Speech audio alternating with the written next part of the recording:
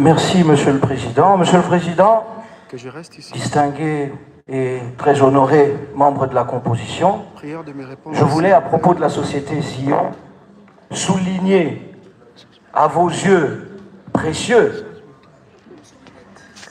le fait suivant, et ce sera mon rappel comme apport à ce débat sur la société Sion qu'on a jeté en pâture.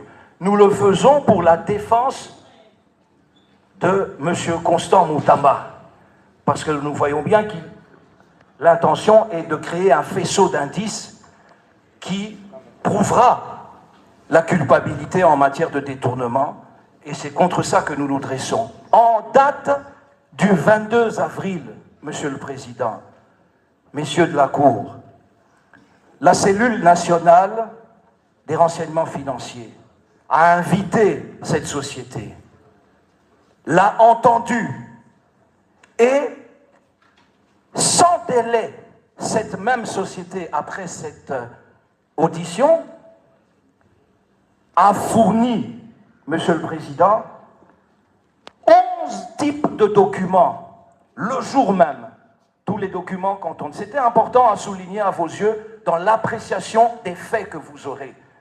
Les statuts sociaux, le registre de commerce identification nationale, le numéro impôt, l'agrément au ministère des ITPR, l'agrément au NEM, la lettre d'attribution du marché, le contrat signé avec le ministre de la Justice, le cahier de clauses techniques, l'autorisation spéciale de la Direction générale de contrôle des marchés publics, la lettre du ministre de la Justice à la primature pour approbation et d'autres preuves de paiement des impôts.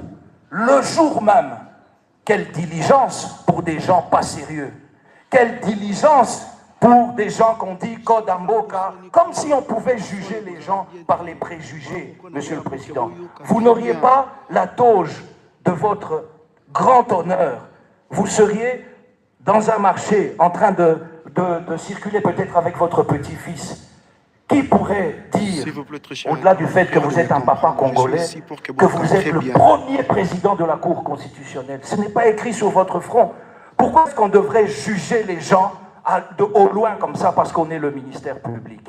Heureusement que le ministre est défendu. Deuxième chose, et je vais terminer là. Le procureur général, tout à l'heure, nous dit que nous sommes un pays qui doit respecter les lois. On ne peut pas continuer comme ça.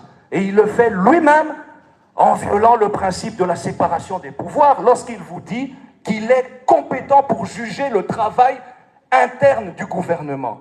Sortir l'ordonnance de répartition des compétences au sein, c'est pour quelle finalité en termes de la manifestation de la vérité sur le plan pénal?